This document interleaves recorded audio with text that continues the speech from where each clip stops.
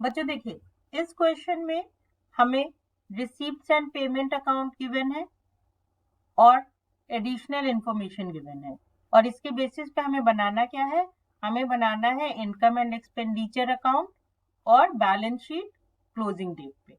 ये दो चीज हमें बनानी है। अब हम देखते हैं हमारे पास इंफॉर्मेशन क्या अवेलेबल है। सबसे पहले हमारे पास है सब्सक्रिप्शन। सब्सक्रिप्शन के रिस्पेक्ट में हमें लास्ट ईयर का आउटस्टैंडिंग सब्सक्रिप्शन और एडवांस सब्सक्रिप्शन गिवन है, और करंट ईयर का भी आउटस्टैंडिंग और एडवांस सब्सक्रिप्शन गिवन है। तो जो लास्ट ईयर का आउटस्टैंडिंग है वो लेस हो जाएगा, जो करंट ईयर का आउटस्टैंडिंग है वो ऐड हो जाएगा, जो लास्ट ईयर का एडवांस है वो ऐड हो जाएगा, और जो करंट ईयर का एडवांस है वो लेस हो जाएगा। क्यों हो जाएगा ऐसा? क्योंकि इनकम एंड एक्सपेंडिचर अकाउंट में सिर्फ करंट ईयर से रिलेटेड फिगर्स जाएंगे, बाकी कुछ नहीं जाएगा। अब जो करंट ईयर का आउटस्टैंडिंग है ये क्या बन जाएगा? क्लोजिंग बैलेंस शीट का एसेट, और जो एडवांस है वो बन जाएगा क्लोजिंग बैलेंस शीट की liability.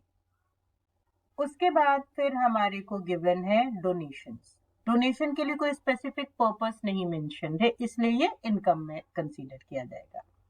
Then interest on investment, और वो इन्वेस्टमेंट का रेट ऑफ इंटरेस्ट क्या है? 7% per annum for the year 1,40,000। यानी इन्वेस्टमेंट की वैल्यू हमें कहीं भी नहीं गिवन, लेकिन इन्वेस्टमेंट पे 7% का जो इंटरेस्ट मिल रहा है वो इंटरेस्ट कितना हो रहा है? 1,40,000। दैट मीन्स अगर इन्वेस्टमेंट की वैल्यू x है तो उस x का 7% जो है दैट इज इक्वल टू 1,40,000। तो x कितना होगा? x होगा 1,40,000 upon 7% which will be equal to 20 lakh. यानी हमारे जो इन्वेस्टमेंट की वैल्यू है वो है 20 लाख, और इन्वेस्टमेंट पे फुल ईयर का इंटरेस्ट मिला है, यानी ये इन्वेस्टमेंट का ओपनिंग डेट की वैल्यू है। ठीक है।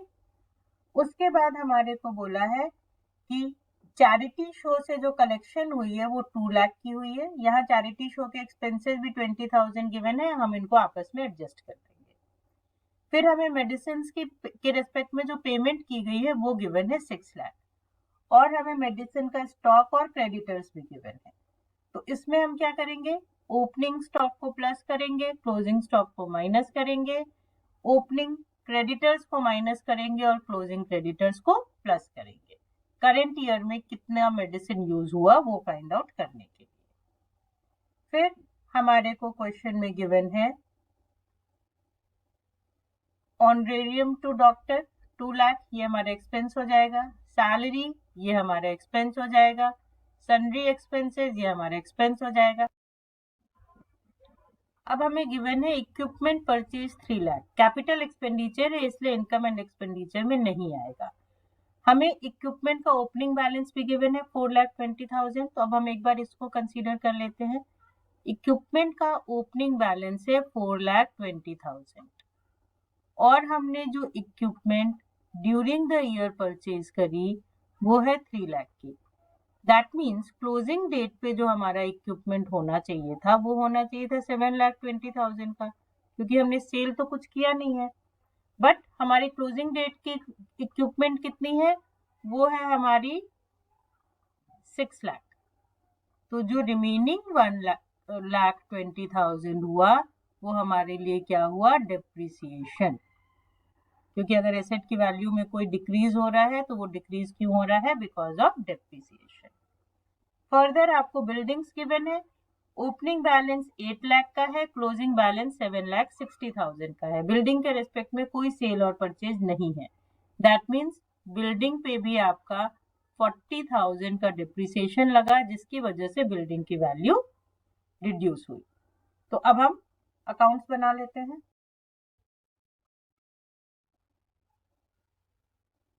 तो हम सबसे पहले बनाते हैं अपना इनकम एंड एक्सपेंडिचर अकाउंट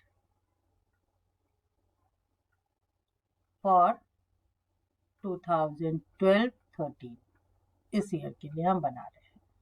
जो हमारी डेबिट साइड है वो एक्सपेंडिचर्स को डिनोट करेगी, तो ये हो जाएगा एक्सपेंडिचर्स अमाउंट, और जो हमारी क्रेडिट साइड है वो इनकम्स को डिनोट करेगी, तो ये इनकम का अमाउंट आ जाएगा। अब हम सबसे पहले इनकम की एंट्री कर लेते हैं। तो इनकम में सबसे पहले है हमारा सब्सक्रिप्शन, तो बाय सब्सक्रिप्शन, सब्सक्रिप्शन जो आपको रिसीप्ट्स एंड पेमेंट अकाउंट में गिवन है दैट इज 10 लाख। अब इसमें हम ऐड करेंगे आउटस्टैंडिंग ऑफ करेंट ईयर जो कि हमारा है 20,000, और ऐड करेंगे एडवांस ऑफ प्रीवियस ईयर, क्योंकि जो प्रीवियस ईयर का एडवांस रहा होगा वो करेंट ईयर के लिए ही रहा होगा। Sorry, advance of current year नहीं, एडवांस फॉर करेंट ईयर, या तो एडवांस ऑफ प्रीवियस ईयर या एडवांस फॉर करेंट ईयर। तो वो भी हमारा कितना है 20,000। अब इसमें से जब हम लेस करेंगे तो वो क्या लेस करेंगे, आउटस्टैंडिंग ऑफ प्रीवियस ईयर जो कि हमारा है 10,000 and advance for next year, जो हमें इस साल एडवांस मिला वो कब के लिए मिला, नेक्स्ट ईयर के लिए, तो वो भी लेस कर देंगे, तो वो भी 10,000 है, तो इसको लेस करके हमारा आ जाएगा 10,20,000। उसके बाद हमारी डोनेशंस हैं, तो बाय डोनेशंस, डोनेशन है हमारी 2,90,000 की। फिर बाय इंटरेस्ट ऑन इन्वेस्टमेंट, और इंटरेस्ट ऑन इन्वेस्टमेंट है हमारा 1,40,000 का, 1 लाख ठीक से लिख लेते हैं, 1,40,000। फिर है हमारा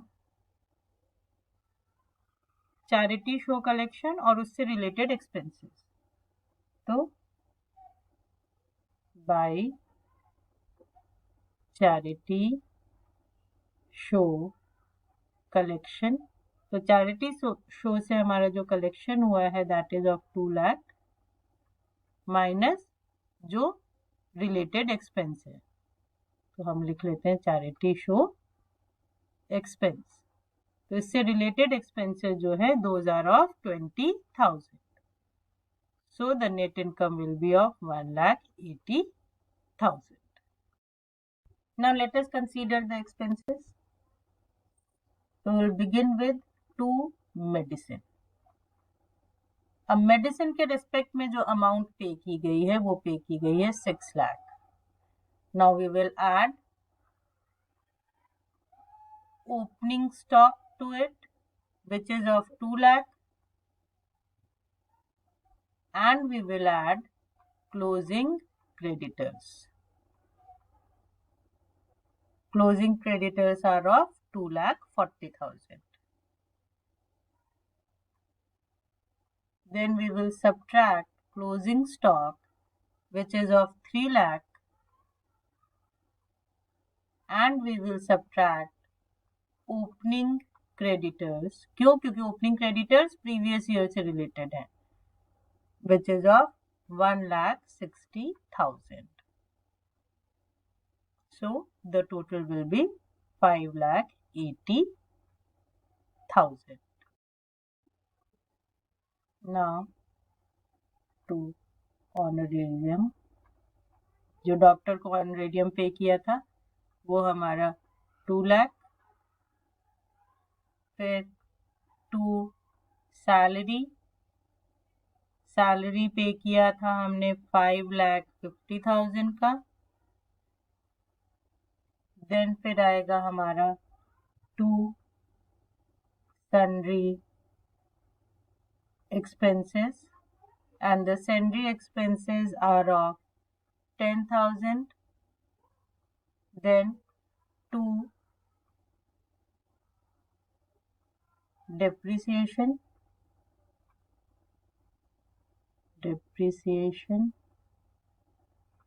अब depreciation किस पे लगा है, एक तो बिल्डिंग पे और बिल्डिंग का डिप्रिसिएशन हमने कैलकुलेट किया था 40,000 और दूसरा लगा है इक्विपमेंट पे। इक्विपमेंट का हमने कैलकुलेट किया था 1,20,000, तो हमारा डिप्रिसिएशन हो गया 1,60,000। ये हमारे सारे एक्सपेंसेस आ गए। अब हम एक्सपेंसेस और इनकम का जब टोटल करेंगे तो इनकम का टोटल ज़्यादा आएगा। इनकम का टोटल ज़्यादा आएगा, इसलिए हमारा बैलेंसिंग फिगर जो होगा वो क्या होगा, सरप्लस।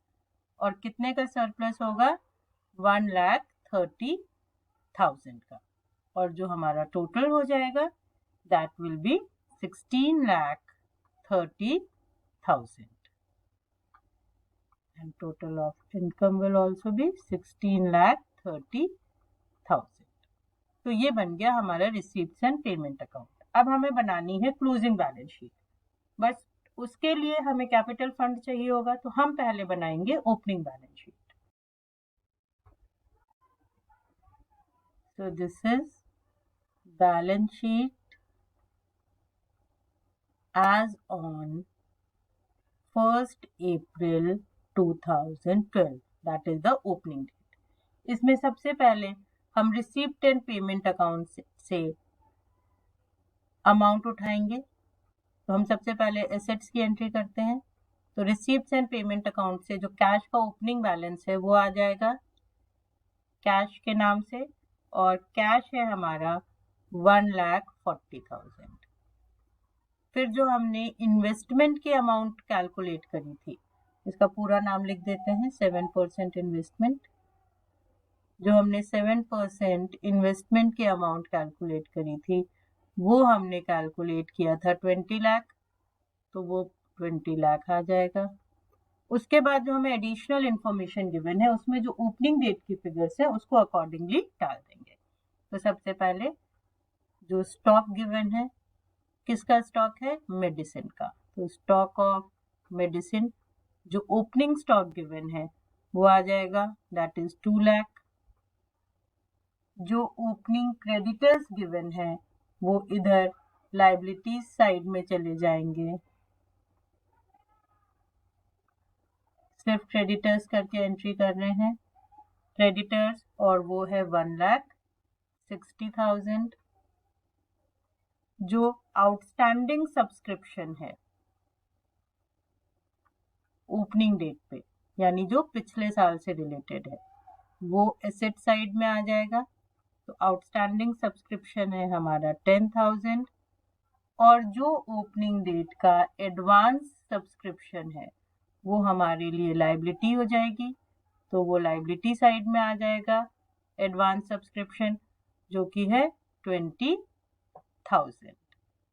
उसके बाद इक्विपमेंट की जो ओपनिंग डेट पे वैल्यू गिवन है वो आ जाएगी दैट इज 4,20,000।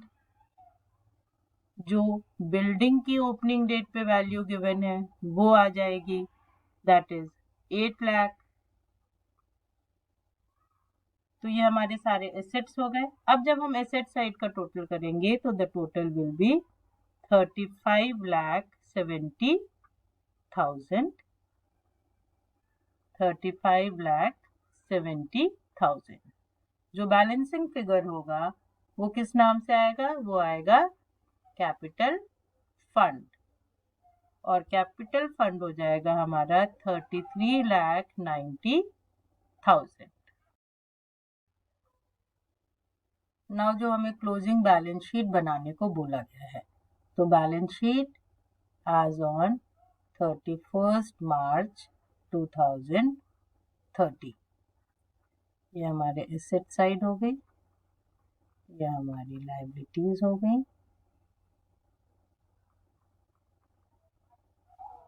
और ये हो गया हमारे अमाउंट के कॉलम। तो लायबिलिटीज साइड में हम सबसे पहले डाल लेते हैं जो हमने कैपिटल फंड कैलकुलेट किया था ओपनिंग बैलेंस शीट से, और वो था हमारा 33,90,000। और उसमें हम ऐड कर देते हैं जो हमने सरप्लस कैलकुलेट किया था इनकम एंड एक्सपेंडिचर अकाउंट से, विच इज 1,30,000। इसको ऐड करके हमारा कैपिटल फंड हो जाएगा 35,20,000। उसके बाद फिर जो क्लोजिंग डेट का एडवांस सब्सक्रिप्शन है वो आ जाएगा 10,000 और क्लोजिंग डेट पे जो क्रेडिटर्स का अमाउंट है वो आ जाएगा 2,40,000। अब हम एसेट साइड देख लेते हैं। एसेट साइड पे सबसे पहले रिसीव्स एंड पेमेंट अकाउंट का closing balance that is cash जो कि है हमारा 90,000। देन क्लोजिंग डेट पे जो भी आउटस्टैंडिंग सब्सक्रिप्शन होता है वो एसेट हो जाता है क्योंकि अक्रूड इनकम होती है, तो वो है हमारा 20,000। जो स्टॉक ऑफ मेडिसिन होगा क्लोजिंग डेट पे वो भी हमारे लिए एसेट है, तो स्टॉक ऑफ मेडिसिन है हमारा 3 लाख। इसके बाद इन्वेस्टमेंट जो ओपनिंग बैलेंस शीट में था, कुछ खरीदा बेचा नहीं गया इसलिए एज इट इज 20 लाख आ जाएगा। इक्विपमेंट जिसकी लास्ट डेट की वैल्यू हमारे को गिवन है वो आ जाएगी 6 लाख। एंड बिल्डिंग जिसकी क्लोजिंग डेट की वैल्यू हमें गिवन है, तो बिल्डिंग भी लिख देंगे विच विल बी 7,60,000। तो ये हमारे सारे एसेट्स हो गए।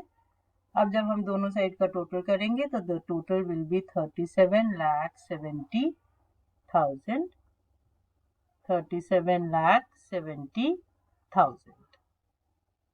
So hope this is clear to you.